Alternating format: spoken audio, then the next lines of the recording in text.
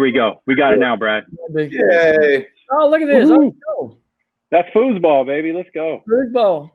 So I'll give you a quick background. So this was Friday night. We're at the high school. They were doing their inter-squad scrimmage, and they invite some of the Little League teams to come play before the varsity, before the high school kids actually play. It's a fundraiser game for them. So we've had 8 practices, and real quick background. So these are 9U. They have to be 9 as of July 1st. That's the deadline.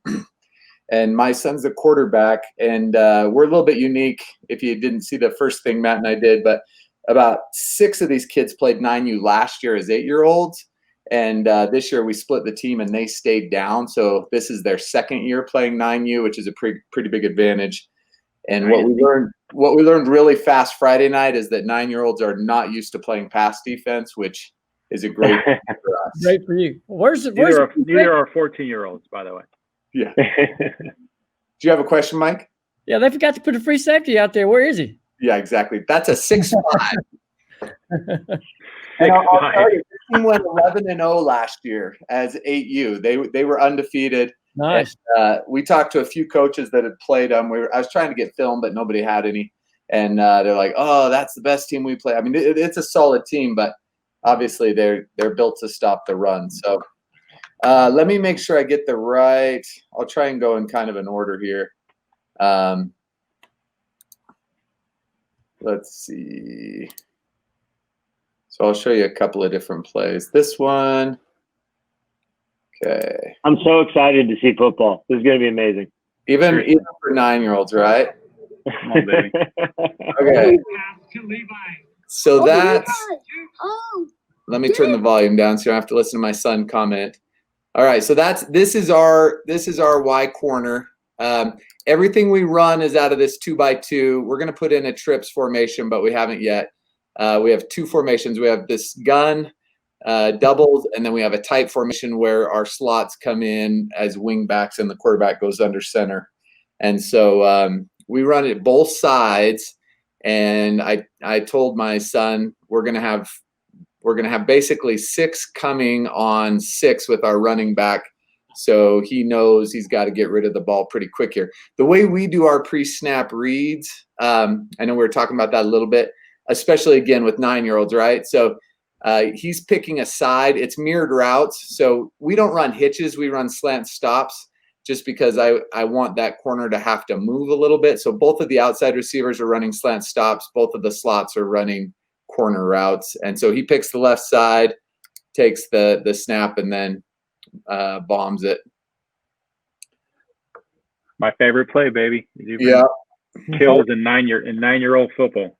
Yeah, exactly. Hard to beat Y corner, especially if there's no safeties at all. But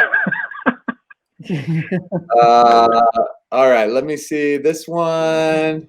There's a possibility it's the same one. No. Oh yeah, that is the same one. I'll get rid of that. And we're not seeing it. I'm only seeing like a freeze snapshot of at the line of scrimmage in shotgun. We're not seeing any movement at all. Just to let you know. When I push play, you didn't see the play go?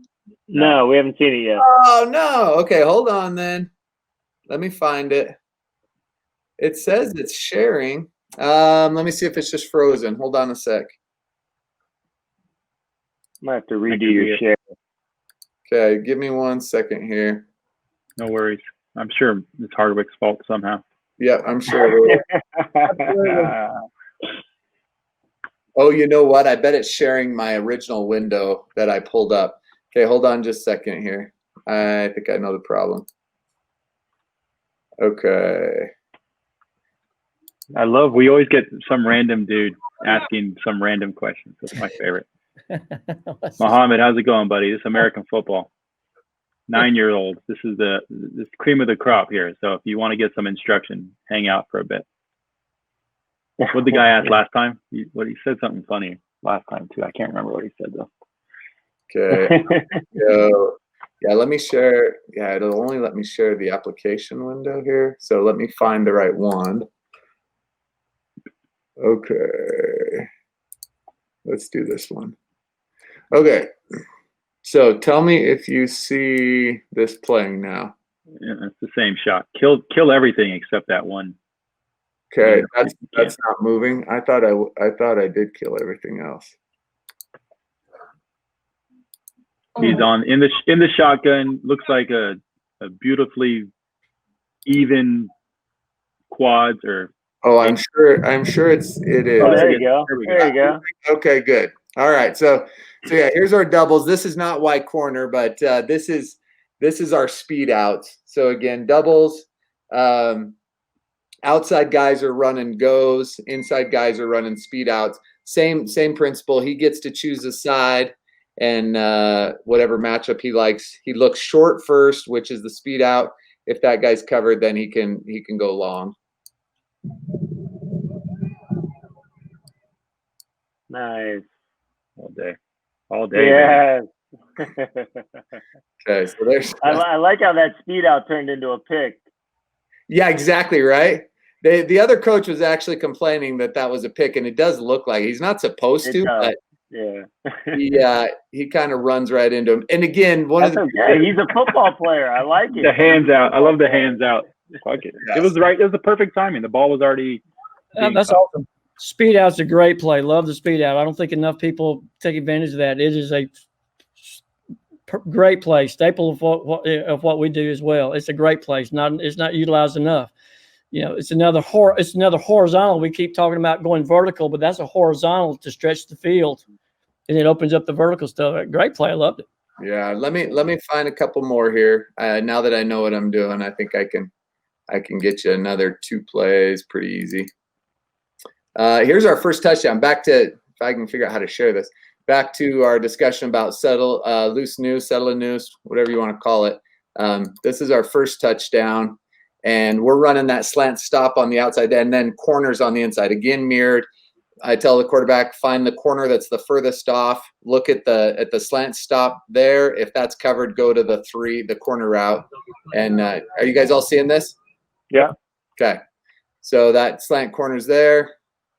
And I know that looks really simple and easy, but for a 9-year-old to be able to make that throw and a 9-year-old to be able to get open and catch that throw, it's not as easy as it looks. Yeah, run that again. He's finding grass. I mean, it's all principles. It's all air raid principles, man. I'll take that as a 9-year-old coach. That's awesome. Yeah, great goal line play. Yeah. If you look at back again, all the things you guys were talking about, right? The rocker step for the quarterback, you'll see he's a lefty. So he's got his left foot forward. He's going to take the snap, bring it back, and forward. Boom. Yeah. Is he going to the back of the end zone, back pylon, front pylon, or just? No, he hit the slant. The slant stop, right? Yeah. We actually call that stick. I know that's a little confusing, but our kids know that as stick. And then the corner should be going back pylon. If the stick, like a little snag, right. Route. Yeah, exactly. The guy running the Y corners he's going to the back pylon. Yes, exactly. He's going back pylon. Cool. And here, I'll show you. Let me find that one. I can't believe I can't believe you're running Y cross that well with 9-year-old. That's incredible. That's so cool. And the best is on the left side, the kid that ran the corner route on the left side was wide open. I mean, have you looked at that? Yeah, wide open because they both jumped on the snag on the left side. Okay, let me get you my Y corner that I was trying to show from the beginning. Okay, we'll come right here.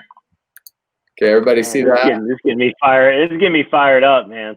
Yeah, it's so fun.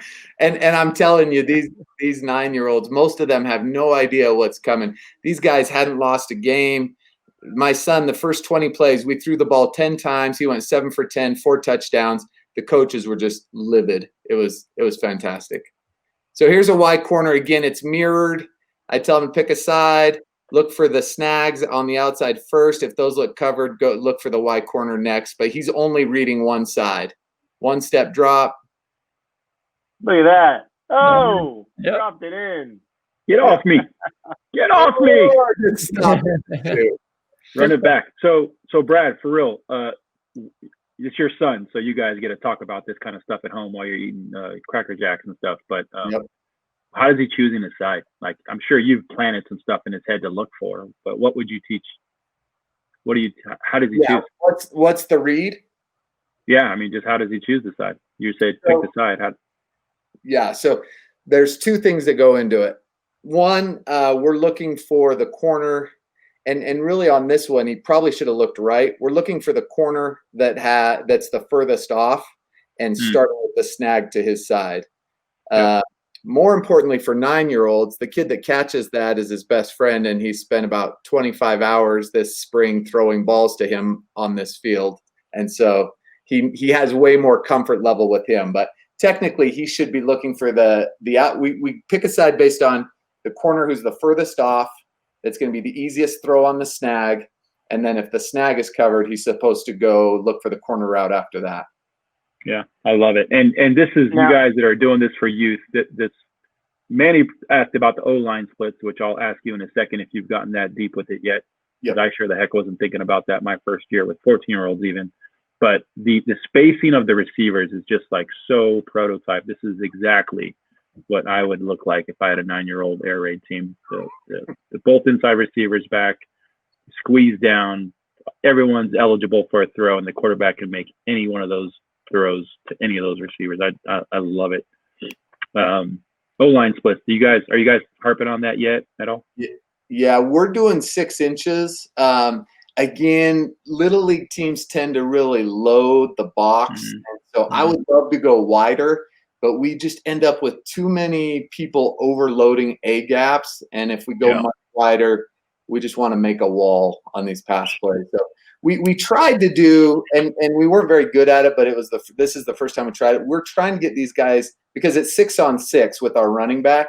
And so almost every pass play will run the running back across the quarterback's face to the right, and we're trying to get the O-line to slide left to cover all 6 guys. But if you watch this, they don't do a great job of it, and the guy on the left end is coming free. And so again, my son knows there's probably going to be one guy unblocked, and you got to get rid of the ball before that guy gets to you. So, and everything we do, again, just as you guys were talking, I was thinking through all these things. Everything we do is one step. We're almost always in gun. You'll see there's one. We got a play action where he rolls out on one of these, but almost everything's gun, and everything for us is quick game, because we don't keep enough people back, and little league teams always blitz a lot, and so we're just trying to do one step and go on pretty much everything. Love it. Well, Why do you guys say you would want to squeeze the inside receivers down like that for younger kids? What are you thinking there? Us? I just meant squeezing all the receivers down. It seems like the right splits in general for the receivers, not the inside guys in particular, just all of them evenly squeezing in. And I can tell you on our alignment, we've moved those guys a little bit wider than last year, and it just all comes down to the quarterback's arm. For him to throw a 9 route, if that receiver's much wider than where they are, that's a really tough throw for a 9-year-old. So that's about as wide as we can go on the outsides and still be able to throw that 9 as far down as we need to throw it. So yeah, both of those threes are pretty open there. Yeah. So why do you like both inside receivers back? Oh, we do it as much as anything for our run game. We run on a jet sweep, and those are our 2 best athletes. Those slot guys are the fastest guys that can still catch the ball on our team. So they're heavily involved in the run game. We do jet sweep and reverses, and so we like them off the ball so that they can go in motion. I don't know if you remember, but we run that screen where they go in motion and block the corner, and I do remember. That's right. Yeah, catches it. So yeah, those 2 guys in the slots are kind of our studs, and we want them off the ball so that we can move them around and use them as many ways as possible. So in this game, Brad, what did your play calling look like? Did you call Y corner a lot? Did you call that speed out a lot? Did you mix it up? What did you like? What didn't work? I mean, yeah, we called Y corner quite a bit. We did mix it up because it was a scrimmage. The first 20 plays were all our usual stuff, and then the last 10 we were just kind of throwing My O-line coach called it the off the menu stuff, because it wasn't stuff we had really worked on, but it was stuff we wanted to just see. But yeah, the first 20 we call the speed outs and the wide corner. Those are kind of our bread and butter. I want to get to mesh, and we tried it once in those last 10 plays, but man, it takes a long time to develop. And when we only have 6 kids blocking, that's really hard against a 6-man front. So that one didn't look very good, but yeah. So our play calling on our first 20 plays, which was the main series, we went 10 runs, 10 passes, and of those 10 passes, we had 2 or 3 quick screens, probably 3 wide corners, and then 2 of the speed outs, and then we have one. Let me see if I can find it. We had one a play action that we run, a little boot pass. Let me find it here. Hold on. Will these guys all be going to the same program or same middle schools, or will they? Yes, that is the dream. These kids are all in the same high school boundaries, and we'll have them until they get to high school. We don't have junior high football in the schools here, and so we will have these kids until they get to 9th grade. Yeah, we don't have any junior high. You're kidding. Football down here. No, because the private leagues are so popular by us, Mike. We wouldn't get any kids to come out. Right, and that's the way it's your place too, Matt. The middle schools. Yep. I mean, so it's really you guys. So that's how you guys are able to build up such a big program. That is amazing. Exactly. It's been around since '58. So yeah, it's always been an independent organization, independent league from the schools. That is amazing. Okay. Yeah. So here's the last one I'll share. This is our bootleg. This is our tight formation. Like I told you before, we just bring those slot receivers in. We bring the slot receivers in tight. We try and run dives and some leads off of this. And then we have a quarterback boot where he runs the ball, and then a boot pass here where our X runs an out and up. And he's just trying to get to the corner and hit the guy on the out and up. You can run wing T out of this, buddy. Yeah. The very first year we kind of started with that, and then it's been a progression. As I told you, it's a multi-year progression. We were double tights with wings our first year, and we had more success throwing than I expected, so we bounced our tight ends out to X's and Z's. And then this year we're spreading them out a little bit more, trying to incorporate more air raid, and then we'll just see what next year brings. But so, Brad, it looks like you put up some points, bro. Yeah, we did. It was a lot of fun. And like I said, the big thing for us, you can see those kids, again, they're just not used to playing pass defense. And it's early, right? Our season doesn't officially start till a week from Saturday. But those kids just really didn't have any idea. Everybody plays maybe a single high safety. Everybody plays man. And if you've got a decent quarterback and good receivers, even average receivers that can catch the ball, that's a pretty tough order for the defense. 100%. Great work, Brad. You can tell you put a lot of work into it, man. They look very tight for scrimmage stage before the season. 9-year-olds, right? 8 days in. I'm impressed. That's it. I'm impressed. That's a tribute to coaching. Man. Brad, how are you getting them to be so consistent with their wide receiver splits? What are you doing? Because, I mean, the 9-year-old and getting them to line up, everyone you showed me, they were lined up with great spacing. How the hell are you doing that? So 2 things. The first week, we do routes on air a lot. We actually do settle and noose. Let me back up just a second, then I'll answer your question. So, again, all the things you guys were talking about were reminding me of things. We do settle and noose as a warm-up. We start practice at 6:30 our time, and I tell all the parents, my son will be there at 6 to throw. If any other receivers want to come early, show up and come early. And, of course, almost all of them do. So we get a solid 15 minutes of either settle and noose or pat and go before practice has ever started. And then we do a ton of routes on air. The first week we put cones up where the X, Z, and the 2 slots are. And so it's a lot easier. I'll tell you this, it's a lot easier on a high school field where you have hashes. They know their spacing a lot better. When we get to some of our games where we're playing in a park and they've painted the lines on and they maybe don't have hash marks. It's harder for the kids, but just the muscle memory and the repetition of having done that, and for even 2 weeks in, and granted, most of those kids have played with me for a couple of years. This is our third season together. But yeah, we've spread them out a little bit further this year. But yeah, it's just Brad, when you get, I'm sorry to cut you off. When the ball gets over toward the hashes and the spacing gets a little off, you've got a boundary side and a field side. What are your rules for them? What do you teach in terms of when the ball's in the middle and then as it goes to the hashes as their landmarks? Yeah. So we go from the ball. And so if we're on the left, our X is going to be right on the sideline. And it's not, I don't have a hard rule in terms of number of yards, but honestly, and it sounds kind of weird, but we've just done it so much that they kind of know where to line up. But yeah, when we're on the left hash, that X is right on the sideline. But we don't ever have that guy running and out anyway, because it's hard. That's a hard throw for a 9-year-old to make. So our X's and Z's are either catching screens, running nines, running that little snag route, or running posts. And so everything is into the middle. And so it doesn't matter if they're lined up on the sideline or not.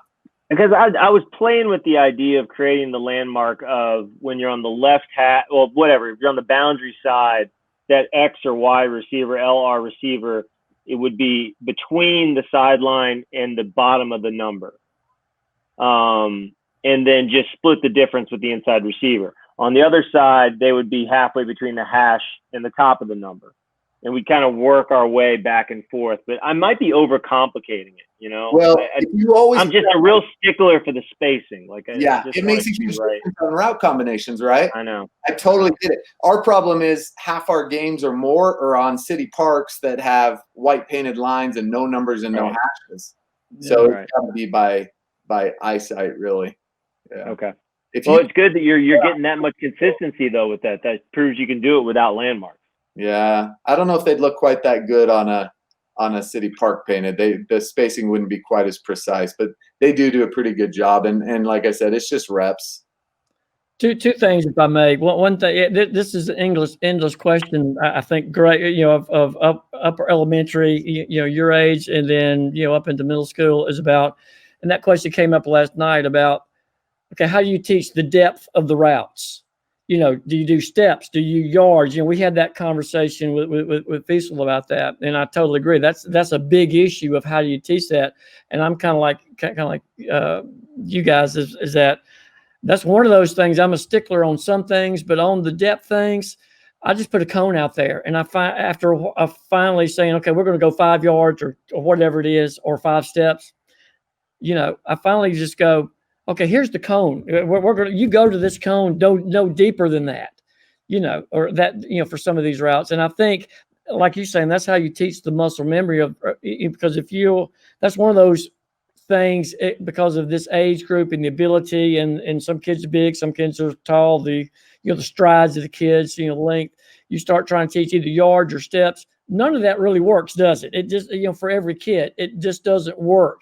Probably the best thing is just to decide generally, I want you to go to this cone or this depth, and then I want you to do whatever it is, and let them figure it out on their own. The second thing if you're condensing, we never go past the numbers, the bottom of the numbers, simply because we use that other space. We sort of tell that's where the quarterback throws the ball, so you adjust the route depending on, or just to a throw depending on the route. So we normally do not adjust to that or widen out greater than the numbers, just so we have between the numbers and the sideline for the quarterback to throw the ball to. So we've got more room for for the receiver to adjust. So really, your outside receivers won't move. They'll move from the top of the number to the bottom of the number. That's about it.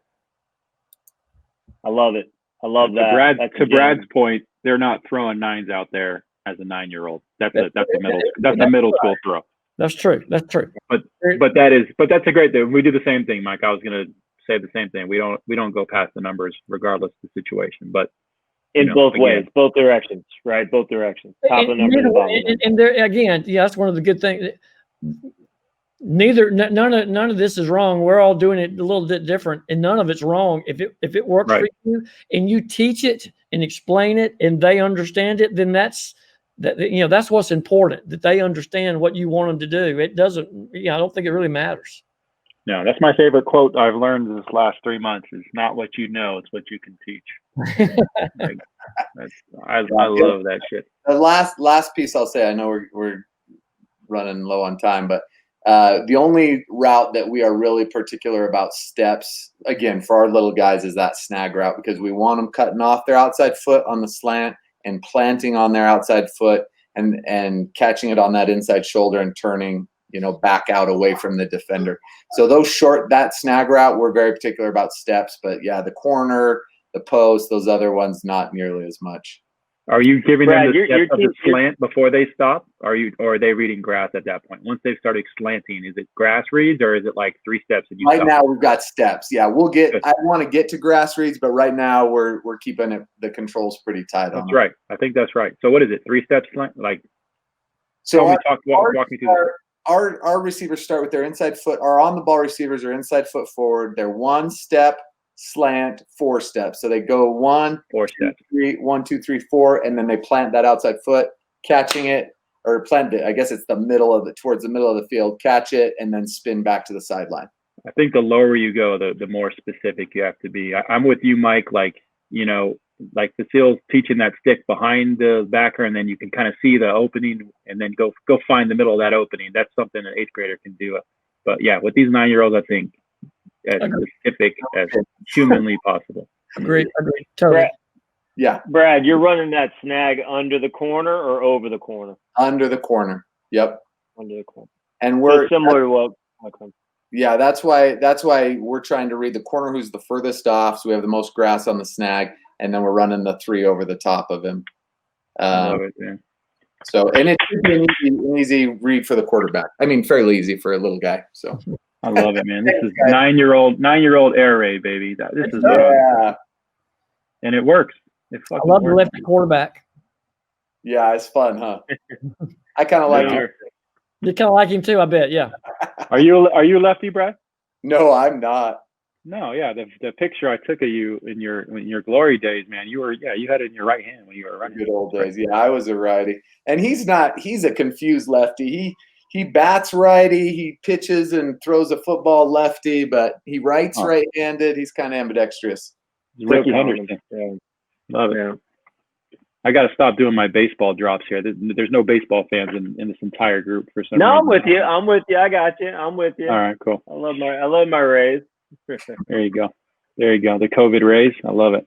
Awesome. All right, cool. Anybody got else you guys want to talk about before we get on out of here? Got about an 8-minute warning if we got stuff to talk about. I got to go do some stuff tonight. Get ready for this camp. Brad, thanks for sharing that, dude. I got one question. So if you just started with a new team, I'm asking for a friend, not me. If you just started with a new team and the offensive coordinator's got 72 plays in his playbook, how do you have the conversation with him? What age are you talking about? I'm asking for a friend. What age are you talking about? 6 and 7. They're 11 and 12-year-olds. I think I'd go coach somewhere else. Good gosh almighty. That is where he coached somewhere else. He just jumped ship, man. Now he's got to assimilate. Go back. So what are you coaching then? What's your role with that team? They've got me on the offensive line, which that's my favorite. Is if I'm a position coach, I like offensive line, but I'm going from head coach, OC to biting my lip. Yeah. I mean, honestly, that's probably like a 10 beer conversation. Like last year, I went, and I don't mean all in one night. I mean like go to the bar one night, like 1 week, then next week you go to the bar and continue. Like that's literally what I did with these De La Salle coaches last year. In about February, I started going on a regular, like Tuesday. Hey, meet me at Pete's. We're gonna go have a drink and talk football. And like I planted the seed the first call. The first drink, and then the next one I started bringing out plays and trying to explain to them how this is the triple option. No, this is the triple option of passing versus the triple option of running. Like I tried to like show them I love the veer, I love it, but there's a better way. Yeah. But yeah, that's good. That's good advice. In your situation, and you're just gonna have to have, that's your penance for getting to play this year while we have to watch you. That's okay. Have they been successful in the past?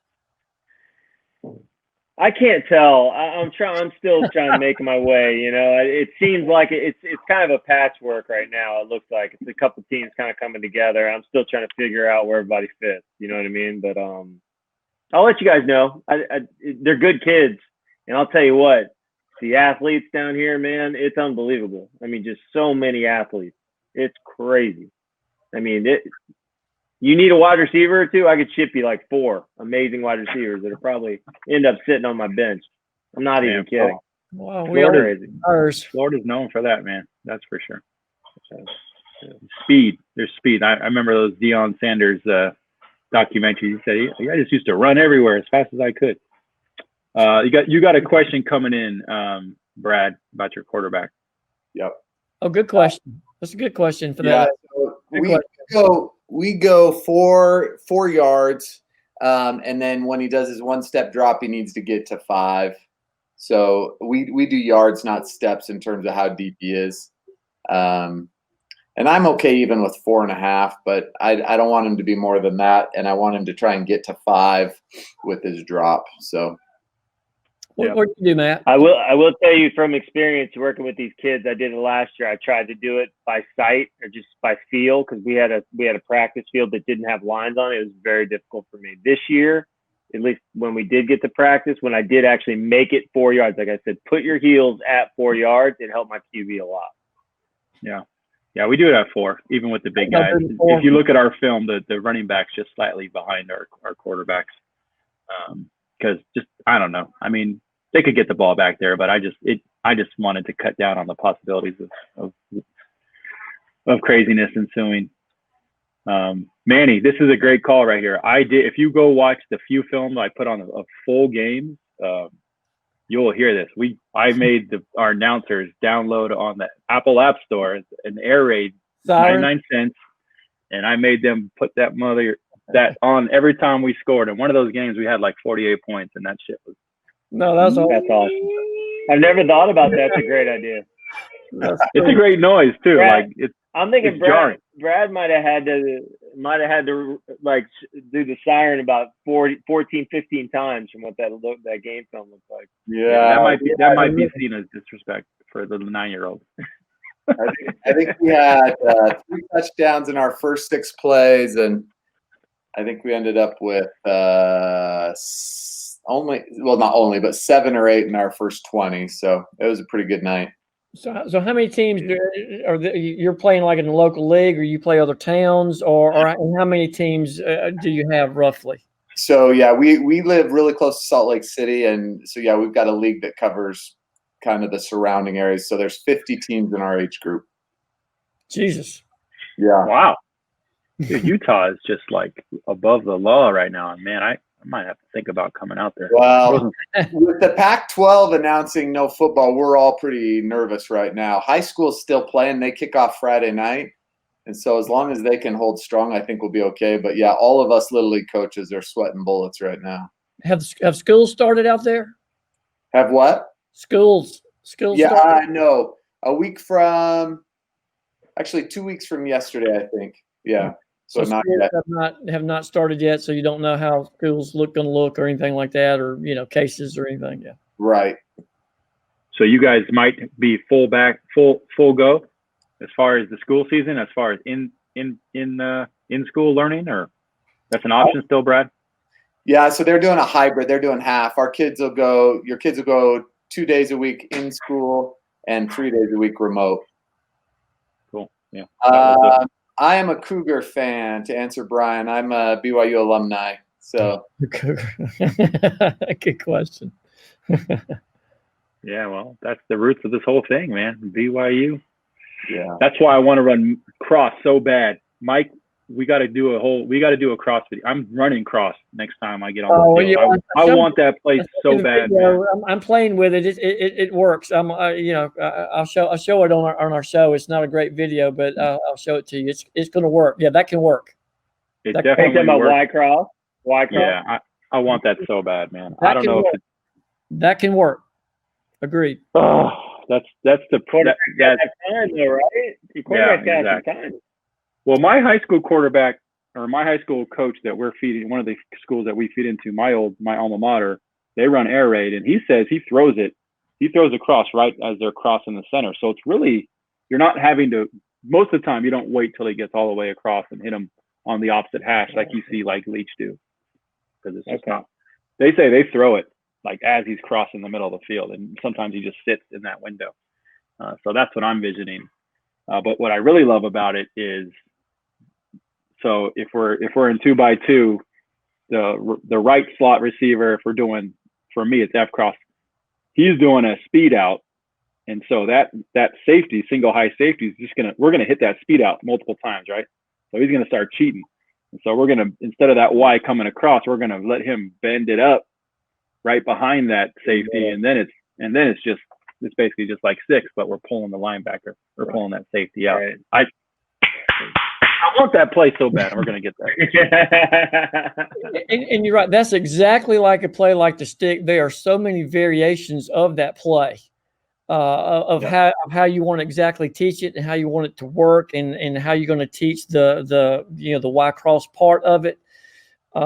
Endless variations. So you guys got to figure out again what you want to do and how you're going to teach it, and again, to me, the most important thing, where you start. What can your quarterback do, and what can you reasonably ask him to do? And then you kind of build that around that, because we could draw that up like we did stick. The choices of that are endless. You just got to figure out how to make that work for you. And that's one of the things we've done this summer, and we've put it in, and it works. It absolutely works. It's a great play. Awesome. Manny must be talking to you, Mike, out in Mississippi. You guys got some different laws down there, I think, right? No. Yeah. We'll leave that alone. You're an educator. I won't make you answer that question. You can't in 7th grade. You can't be over 14. In 5th grade, you can't be over 15. And that is a different law than out here. So I was happy. There you have it. Really all right. On that note, before we go down the wrong path here and then all end up on some weird watch list, I want to thank everyone for joining us. I know Mike didn't get to do his full spiel, but Mike, hey, Mike, that hour was packed full of great content that got all these guys talking. So I will follow up with Mike with these videos. We'll get his videos. I'll bug him until he gives me all of his scripts. So thank you, Mike, for everything that you just did tonight for us, and we'll keep going deeper. Brad, you're scratching that itch for a lot of us. That was good stuff. A lot of us fiends, man. So thank you, and keep it coming, please. Honestly, good stuff. That was awesome. Thanks, brother. Good stuff. Yeah. All right. All right. Cool, Thanks, guys. Matt. Hey, have a good night, guys. Thanks, y'all. All right, you guys take it easy.